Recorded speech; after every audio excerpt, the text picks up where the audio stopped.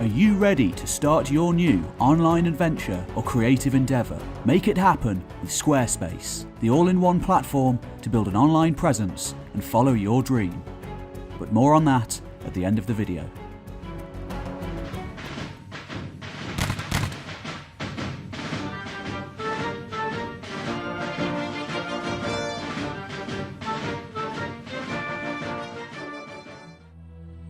By the year 720, a unified Arab empire stretched all the way from France to the borders of China.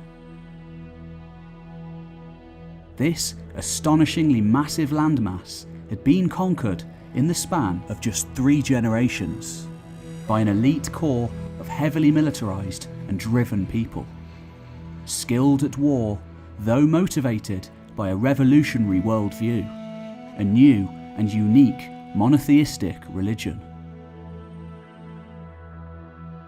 Yet, just 45 years later, the descendants of those Muslim conquerors found their lands very nearly torn apart by tribal quarrels, religious tensions within the faith, and regional revolts from the Atlantic to the Red Sea.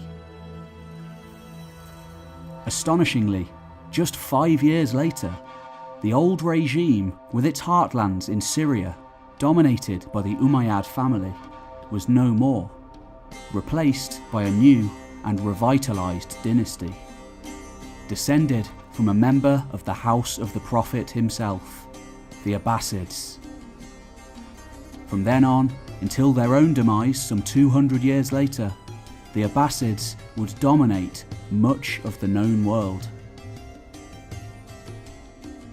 Remarkably, this transition from imperialist Umayyad caliphs to cosmopolitan Abbasids was relatively smooth, resulting in much of the empire simply changing hands rather than breaking away into independent states, such as happened after the decline of the Abbasids in the 9th and early 10th centuries.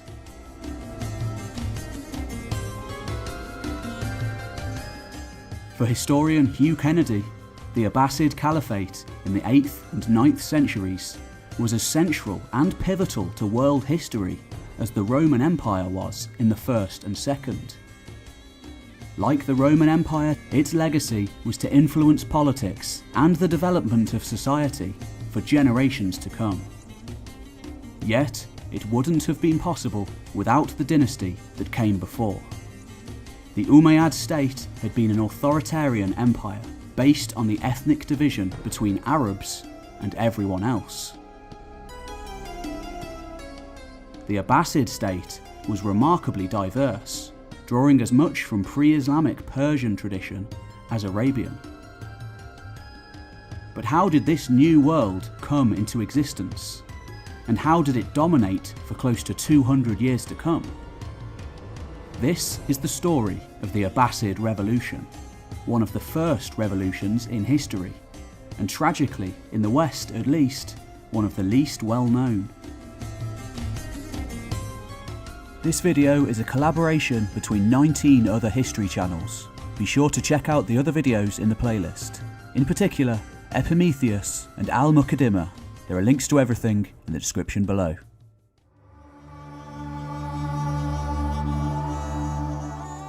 In the year 720, a visitor from the east arrived at the obscure settlement of Umayyad on the northern edge of the Arabian desert. An arid wasteland today, in ancient days the region had been home to Nabatean farmers, the builders of the ancient city of Petra, and an incredibly complex system of hydraulic engineering in the wasteland. Yet, that stranger hadn't come to the region to marvel at the garden made out of desert by those early Arabs. His name was Bukayr ibn Mahan, originally from the Iraqi city of Kufa.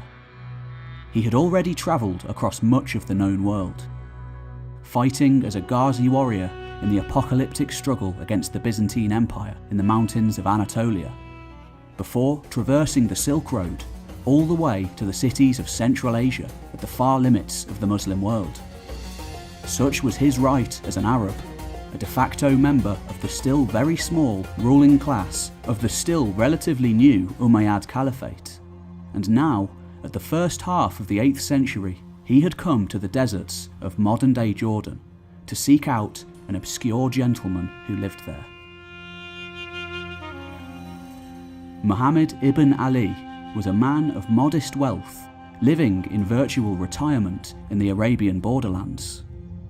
Once, long ago, he had held some influence, but now he was content to live out his days on his small holding. Yet, Muhammad was no normal Arabian gentleman. He just so happened to be one of the few surviving members of the house of the Prophet Muhammad. His ancestor had been Abbas, uncle and stalwart follower of the Prophet in the days before governance had been claimed by the Umayyads at the point of a sword. For the Umayyads were not related to the Prophet, often finding themselves directly opposed to those who were, notably at brutal battles such as Karbala and the Battle of the Camel, which would later prove to be rallying cries to their enemies.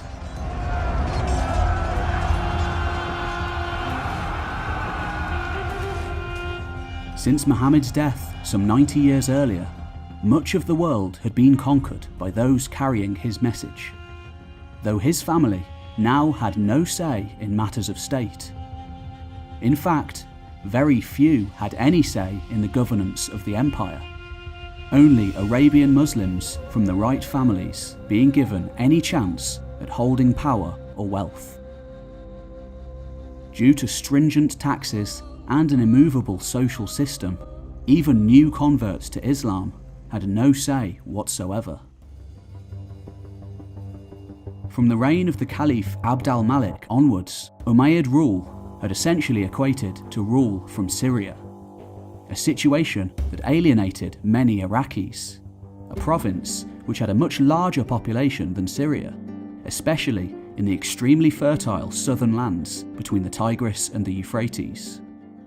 Like many Iraqis, Buqayya saw the Umayyads as usurpers and tyrants. During his travels in Khorasan, at the far reaches of the Islamic world, he had spoken to many of the new converts to Islam, as well as the many thousands of Iraqis who had moved into the region, gauging their opinions and feelings. What he found there had intrigued him, for many in Khorasan had sentiments in favour of the family of the Prophet and against the Umayyads. Buqayya saw the family of Abbas as a means to an end, and he urged Ali to tap into this sentiment. He agreed. Of course, it would be near impossible to launch open revolt in Iraq, with the elite Syrian army standing ready to crush any opposition, as they had done so many times before. It was far away on the other side of the world that the two men would try their luck. At first, travelling as merchants to avoid the wrath of the authorities, agents dispatched by the two men would gradually fan the flames of rebellion in Khorasan. Thus, the seeds of insurgency were sown, an underground movement known as Hashiyama, named for a common ancestor of both the family of Ali, Muhammad's son-in-law, and Abbas, his uncle, which eventually, close to 3 decades later, would blossom into full-scale revolt and the overthrow of the old regime. Though neither of these two men would see it completed, the Abbasid revolution, one of the first in history, had begun.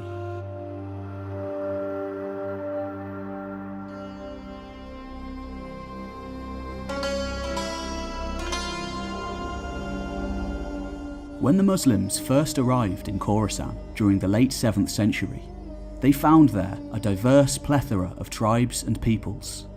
Vast ancient cities, built even before the time of Alexander the Great, shared the same landscape as numerous steppe peoples.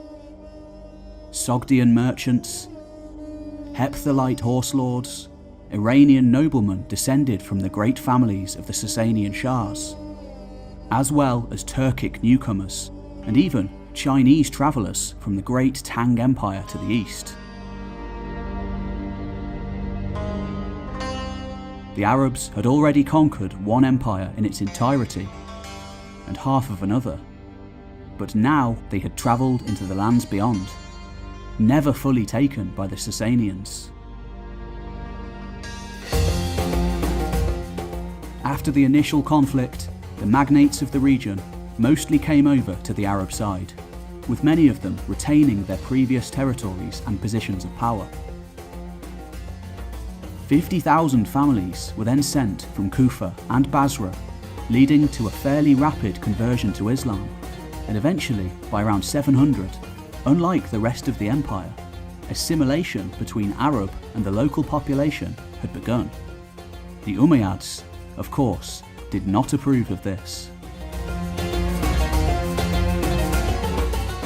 Throughout the empire, the vast majority of people were still non-Muslims, and they paid a tax for the privilege. Only in Khorasan and Iraq did mass conversion begin to take place. These areas would be hotbeds for resistance against the regime.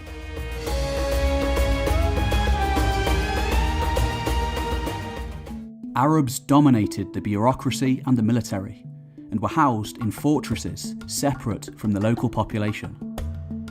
Even after converting to Islam, non-Arabs, of which there were many in Khorasan, were not allowed to live in these garrison cities. The non-Arabs were not allowed to work for the government, nor could they hold officer positions in the Umayyad military, and they still had to pay the jizya tax for non-Muslims. The vast expanse of Khorasan, coupled with its low population density, meant that the Arab settlers here, both military and civilian, lived largely outside of the garrisons built during the spread of Islam. This was in contrast to the rest of the Umayyad provinces, where Arabs tended to seclude themselves in fortresses and avoid interaction with the locals. In order to survive and be successful, Arab settlers in Khorasan left their traditional lifestyle behind to settle amongst the native Iranian people. While intermarriage with Arabs elsewhere in the empire was heavily discouraged and mostly banned, this gradually became a habit within eastern Khorasan. Over time, some Arabs even began to adopt Persian dress, and as the two languages began to influence one another, ethnic barriers came down. The main Arab power base was set up at Merv, already a vast metropolis, possessing huge Cyclopean sloped walls by the time of the Achaemenid Persians some 1,000 years earlier. Eventually, Merv became one of the most devout centres of Islam in the empire, and in time, due to its opposition of Umayyad policy, centre of support for the family of the Prophet Muhammad. It was here in the early 720s that the Hashimiyya, the first Abbasid missionaries sent from Iraq, found their first recruits. Of course, always leaving the details deliberately vague, so as to attract as much support as possible from all walks of life, simply seeking a member of the house of the Prophet who shall be pleasing to everyone, without making explicit mention of the Abbasids. Unlike the Alid revolts, which were open and straightforward about their demands, the Abbasids slowly built up an underground resistance. Secret networks and propaganda used to build a power base in the eastern Muslim lands. The main message preached was that if all Muslims were to support a member of the house of the Prophet, then the rule of the Umayyads could be overthrown, and the interests of all Muslims, not just Arabs, could be safeguarded. In order to do this, the memories of the first and second fitnas or civil wars was used, in particular the Battle of Karbala and other perceived atrocities of the Umayyads, proving to be important rallying cries for rebel sects.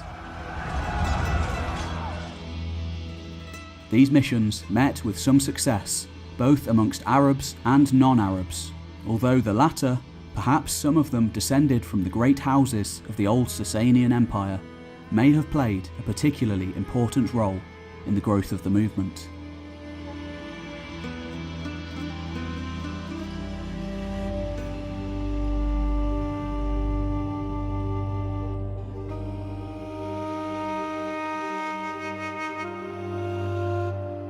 on a sun-scorched plain in northern Arabia, not too far from Muhammad ibn Ali's house at Humayma, there is a castle, one of the best preserved of the many desert palaces built by the Umayyad caliphs.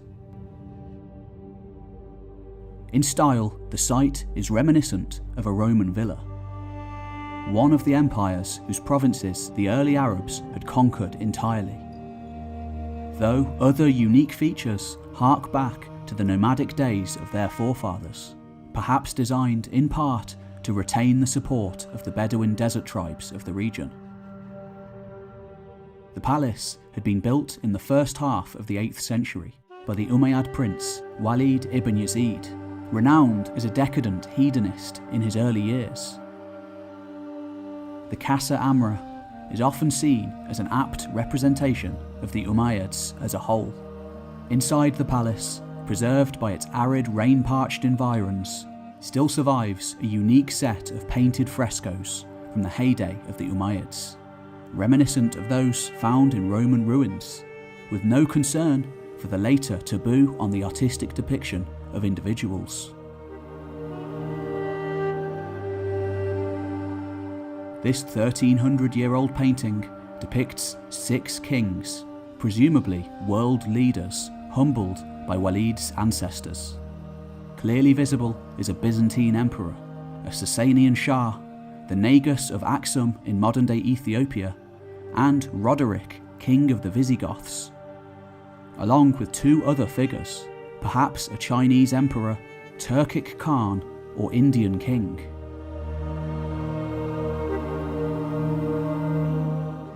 Just like the early Romans and countless empires after them, the Umayyad Empire had largely been built on infrastructures already existing in the lands they conquered. Systems developed by the Sasanian Shahs, whose realm was swallowed entirely into the Arabic Empire, and the Roman emperors, who lost much of their lands and cities. Clearly, the Umayyads wouldn't have been able to conquer an empire of such a size without having people on side. Only the Persian Achaemenids had managed to conquer both Syria, Iraq and Iran before them, and the Arabs did it in record time. There were many in the exhausted and war-torn Byzantine and Persian empires in the early 7th century who joined the Arabs, though as we shall see, only Arabs could rise to the top of society. The major difference between the Arabs who consumed the Eastern Roman Empire and the Germanic peoples who inherited the lands of the West was Islam itself. Whereas the Germans fairly quickly emulated the defeated Romans, in many cases adopting their language and custom, the Arabs had their own monotheistic religion, and very likely their own unique form of writing, with pre-Islamic scripts recently found carved into rocks out in the Jordanian desert. Furthermore, Arabia had already been home to its own ancient cities for thousands of years, and bordered advanced civilizations for much longer than the inhabitants of northern Europe. By the time of Muhammad, Arabs had served in both Roman and Persian armies for centuries. Yet, by the early 8th century, life under the Umayyads had become incredibly rigid and unchanging.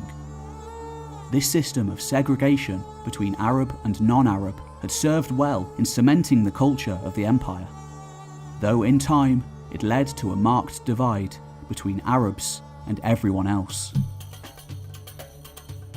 Even if they converted to Islam, marriages between Arabs and non-Arabs were still generally prohibited. One caliph, Umar II, had attempted to instigate reform in the late 710s, promising to throw down the divide. Yet, in doing so, he incurred the wrath of both the nobility and his fellow family members. He was poisoned after only 3 years in power.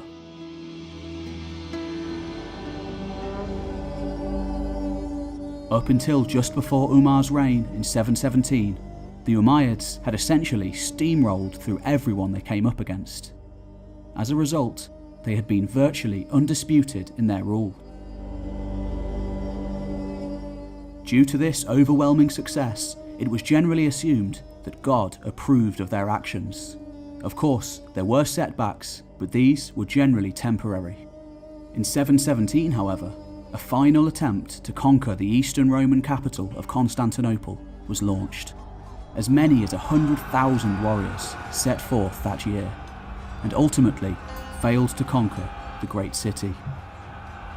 This defeat brought to the surface once more ancient resentments felt within the faith, carried out of Arabia with the faithful, old rivalries between Arabian clans, most notably the Qays, who originated from northern Arabia, and the Yamanis, who traced their lineage from the south, and increasingly between Iraqi and Syrian elements.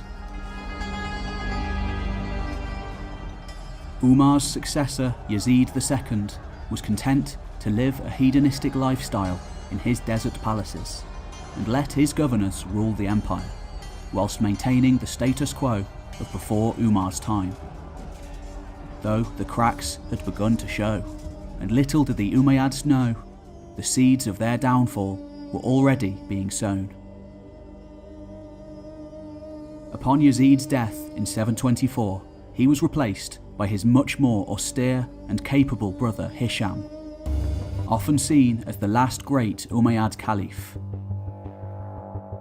Hisham was in his 30s when he came to power, though little is known of him before this time, besides his outspoken opposition to the reforms of Umar. By the time Hisham came to power, though his reign is often seen as being peaceful in terms of domestic affairs, the Caliphate had significant external threats to combat. For the first time, the Muslims were on the defensive. Of course, summer expeditions continued against Byzantium, but on a much reduced scale, and the only place large-scale incursions continued to take place was into southern France, though a major setback was dealt out there in 732 by the Frankish warlord Charles Martel at the Battle of Tours.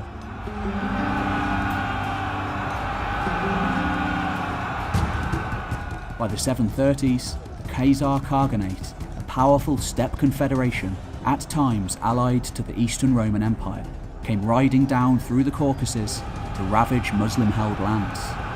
Only with great effort were they pushed back to the north. At the same time, from the east, another Turkic confederation, the Turgesh, came sweeping down from the Central Asian plains to devastate Khorasan. They were only finally driven back in 737 due to the mobilization and militarization of local Iranian people, as well as an influx of some 20,000 Iraqi military settlers, who weren't necessarily loyal to the Umayyads. Another factor that would eventually have dire repercussions for the dynasty. Kharijite rebellions also flared up during this time. Devout Muslims who felt strongly that no hereditary dynasty should rule over the empire, with the most worthy for the position being elected instead. By 740, a full-scale revolt erupted in Iraq, with its leaders promising to put someone from the family of the Prophet on the throne. The Abbasids carefully laid low through all these events, and the rebellion was swiftly destroyed, ending in the violent deaths of many of its supporters.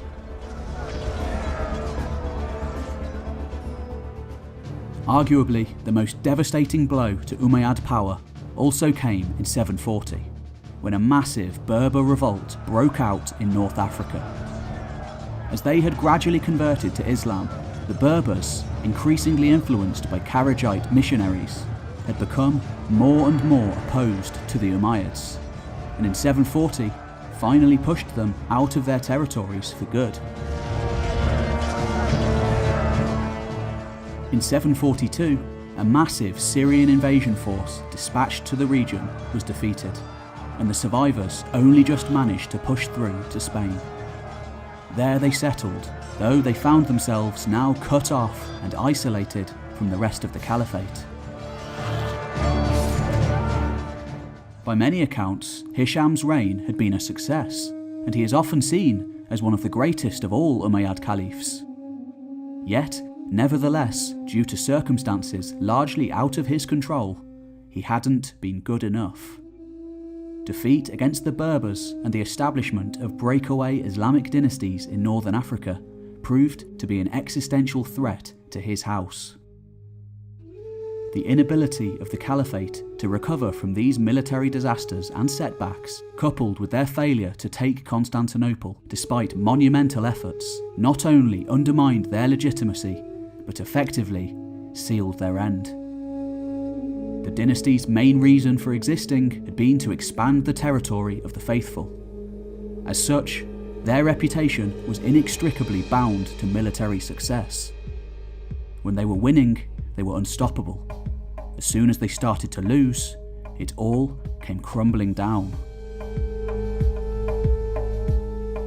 Though the collapse wasn't by any means a foregone conclusion, had a strong ruler succeeded Hisham, the Caliphate may have survived and even prospered once more. But nevertheless, the Caliph was worried about his successor. Knowing that his nephew Walid, the builder of Qasr Amra, and a man already possessing a reputation as a hedonistic playboy, stood a good chance of succeeding him. In 743, Hisham's worst fears were confirmed when Walid came to power upon the death of his uncle. Almost immediately, old grievances, as well as new ones, boiled up to the surface. Apparently strapped for cash, Al-Walid lured one Arab dignitary, Khalid al-Khazri, champion of the Yamani tribe, to his court, only to have his men seize him and bundle him off to his enemy, Yusuf ibn Umar, a leader of the Qais, in return for a vast sum of money. The unfortunate Khalid al-Khazri was tortured to death, thus sparking off all-out war between the two tribes once more. Though the vast Syrian army was still stationed all over the empire, providing a bulwark against anyone who might try their luck, left, right and centre, people were being murdered, and the tribal feud soon involved the entire army. It wasn't long before another Umayyad prince made a dash for power. Portraying himself as a reformer, much like Umar II before him, Yazid III dispatched a murder squad to the Umayyad palaces. There they came upon Al-Walid and murdered him as he sat defenceless in his palace, reading the Quran. After only 6 months in power, it was then Yazid's time to die, sparking off all-out civil war, as not only various Umayyad contenders competed for the throne, but a number of Shiite rebellions too rose up to seize power. Around this time, one Umayyad prince had fought his way to the top of the pile, portraying himself as the avenger of Al-Walid, and harking back to the old unreformed days of Hisham. Marwan, a regional commander operating out of a power base in the Armenian mountains, unlike Hisham before him, very much took a side in the conflict between Qais and Yaman, attempting to remove Yamanis from positions of power in Syria and replacing them with Qais loyal to him from the Jazeera and the Byzantine borderlands. As he descended upon the Syrian lowlands, such was their opposition to him, and the fear of reprisals, that many of the lords of Syria, old enemies with each other, even allied with the Kharijites in order to defeat Marwan, agreeing to overthrow the Umayyad regime. Yet it was all in vain. His allies in Armenia overthrown, it was all or nothing for Marwan as he made his claim for the caliphal title. By spring 748, Marwan, accompanied by his elite general Ibn Dubara, had won. Power now rested in the hands of Arabs from the mountains of Armenia and the Jazeera. Though, during the fighting, the heartlands of the empire had been devastated. Just to add to the chaos of the civil war, an earthquake shattered the region too. Yet, as soon as he took the caliphal title, Marwan would have already been aware of events taking place far to the east. For the Abbasids, after 30 years of preparation, had finally shown their hand.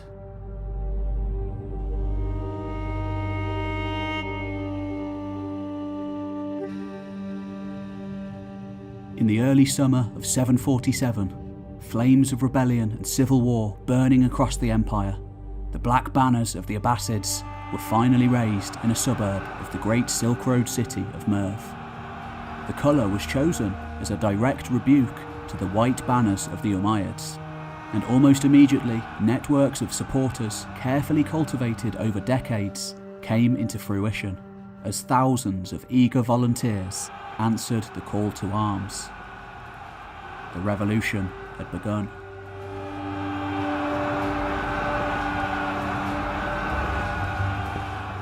There were many leaders during the early days of the insurgency.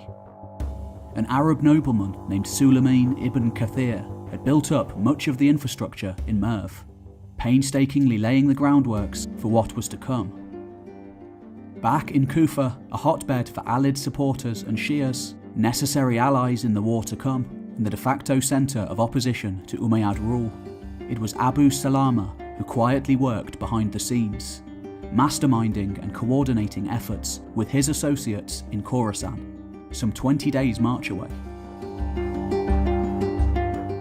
Qutaba ibn Shabib was a famed general who would eventually lead the march to Iraq to link up with the Kufans. Though most famous of all was a larger-than-life figure, the very embodiment and poster of the revolution. We know him as Abu Muslim, simply meaning son of a Muslim. Clearly not his real name, but one meant to embody the democratizing nature of the revolution. Perhaps an ex-slave, Abu Muslim is a shadowy figure. In around 741, Abu Muslim first made contact with the Abbasid agents in Kufa, and eventually he was introduced to the head of the family, Imam Ibrahim, in Mecca. By 746, he had assumed leadership of the Hashimiyya in Khorasan, a position he would hold until his death. There had been revolts in Merv before, notably in 736, though this had been brutally suppressed and its leader Kidash killed. Times had changed, however, in the decades since the rebellion. Hisham was now gone, and in his place stood a gaggle of warring contenders. This revolt was different. With similar rebellions taking place from Iberia to Yemen, tearing the empire apart, the time was finally right. As always, the Abbasids left their campaign open-ended, preaching on behalf of an acceptable member of the family of the Prophet, after which time they had just as much chance of putting their own candidate on the throne as everyone else, thus gaining the support of the family of Ali, though, as we shall see, as the Abbasids pulled the strings, they could act earlier. In addition to this, in 741, the Umayyads had decreed that non-Muslims could not serve in government posts. The Abbasids were very aware of the discontent this caused, and made efforts to balance both the Muslim character of the revolution as well as its partially non-Muslim one. Militarily, the organisation of the Abbasid army was designed with the goal of ethnic and racial equality amongst its supporters. When Abu Muslim recruited mixed Arab and Iranian officers along the Silk Road, he registered them based not on their tribal or national affiliations, but on their current places of residence. This greatly diminished tribal and ethnic solidarity and replaced both concepts with a sense of shared interest. Methods to suppress the revolt were brutal yet ineffective, and in less than a month and a half, Abu Muslim's army rose to 7,000. Then, when a group of defeated Muslims of an anti-Umayyad revolt in Iraq turned up in Khorasan, this bolstered their numbers further. They marched to war.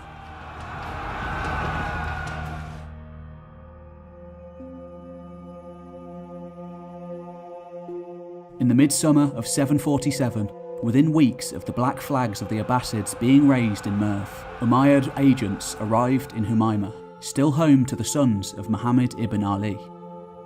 His heir, Ibrahim, the current leader of the Abbasid family, was seized, arrested and taken to the new caliph at his base in Haran. Though several of his family members escaped the roundup, Ibrahim was unceremoniously executed there and then. The rest fled Humayma to begin an exodus across the desert, eventually arriving at Kufa several weeks later with little more than the clothes they wore. There, the family of Abbas managed to make contact with sympathisers under the command of Abu Salama and were put up in a safe house to await the arrival of Abu Muslim from the east. Back in Khorasan, the numbers of the revolution continued to grow, with more and more anti-Umayyad elements coming together. By February 748, Merv fell, with the last Umayyad governor of Khorasan, Nasir ibn Sayyar, defeated and driven back to Nishapur in Iran in an attempt to continue the war. As with any revolution, it wasn't long before the reprisals began. 24 high-ranking officials were executed on Abu Muslim's orders. This was just the beginning. There were decades worth of scores to settle, and the Abbasids didn't hold back. As Abu Muslim remained in Khorasan to mop up any remaining resistance, his general, Qutaba ibn Shabib, led the charge into Iran and on into Iraq. He fought battle after battle against the crumbling Umayyad resistance before he was finally killed in battle in 749. It was his son Hassan who led the victorious army into Kufa in September of that year. Abu Muslim, meanwhile, definitively quashed all resistance in Khorasan and moved on to his main rivals within the revolution, discreetly killing his two main rivals, Uthman and Ali, and gaining the title Amir al-Muhammad, not just Amir, but undisputed master of the East.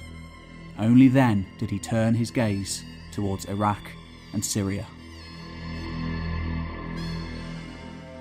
The combination of the arrival of the armies of Khorasan and an internal coup by a plethora of anti-Umayyad elements finally overthrew the rulers of Kufa in September 749, and soon afterwards the whole of Iraq would fall, though there was still no sign of the Abbasids yet.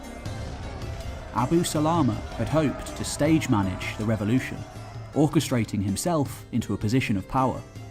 Yet, with rumours circulating that he sought to put a member of the House of Ali in power, and with devout Khorasani warriors searching for the Abbasids in the city, if he had been planning a power grab, he botched it. On their own accord, a devout group of Khorasanis found the Abbasid safe house and pledged their allegiance there and then to Abu al-Abbas, the current leader of the family. Unlike his father and grandfather, Abu al-Abbas was an uninspiring man in his 30s, suffering from ill health. Yet, nonetheless, men from all over the realm came to pledge their allegiance to him as the first caliph of the new Abbasid dynasty.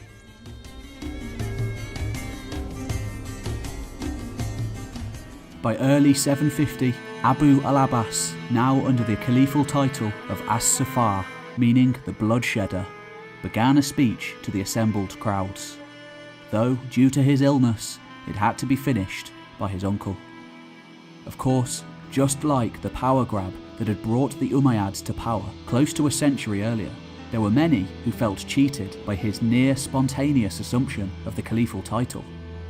Foremost amongst them were members of the House of Ali, and by the time Abu Muslim arrived at the city with his elite army, the killings began.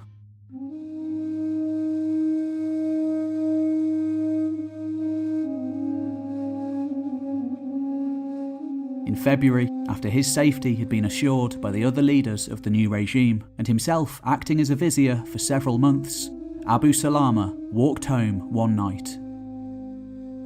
He was set upon and knifed to death. Of course, Abu Muslim denied the killing, attributing it instead to Kharijite rebels, but in reality there was little doubt who was behind it. According to the later Abbasid historian Al-Tabari, some 60,000 people were killed by Abu Muslim during his time in power.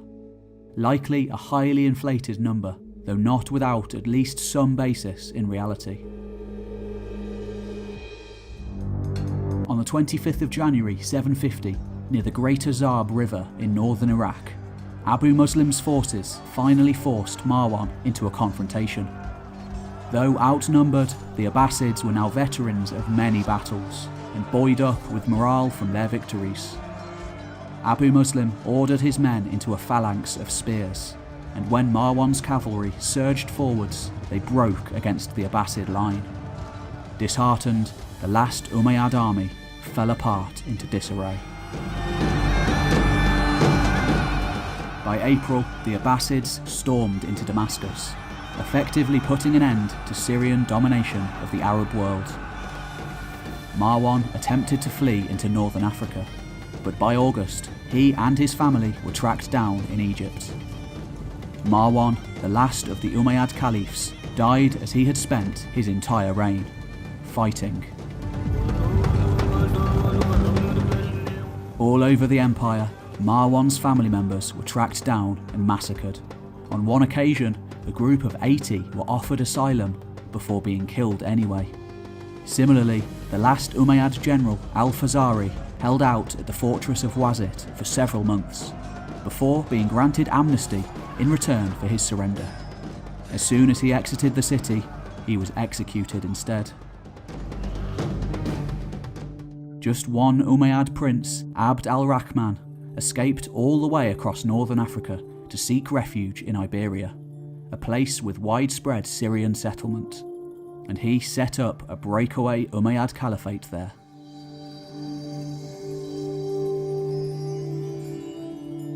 After almost 3 years of rebellion, the Umayyad Caliphate came to an end. Umar's goal of reform had been achieved, but it had taken the demise of his dynasty and 30 years of bloodshed to achieve it. The new regime, spearheaded by the ruthless Abu Muslim, undisputed master of the far east of the empire, initially made its base at Kufa. Power was shifting away from Syria and towards Iraq and the east. Merv would remain a bastion of support for the Abbasids for centuries to come, whose reforms would lead to a cultural, scientific and artistic blossoming and a more eastward-looking outlook. There were many reasons for this shift in emphasis away from the west and towards the east. Firstly, the Silk Road was a vital source of revenue for the empire, with silver from Afghanistan, cotton and silk from China, and spices and jewels flowing up from India. Not to mention that the way to the west had been blocked by doggedly determined Byzantines, warlike Franks, breakaway Umayyads, and independent Berbers. And then, of course, there was the struggle to control Central Asia, a breeding ground of empires in centuries to come. For the Abbasids had a rival in the region, perhaps the only other state in the world with the resources, capability and motive to fight the Caliphal army. For the Chinese also had their eyes set upon the glittering metropolises of the Silk Road, and in the wake of the Abbasid revolution, they sensed weakness.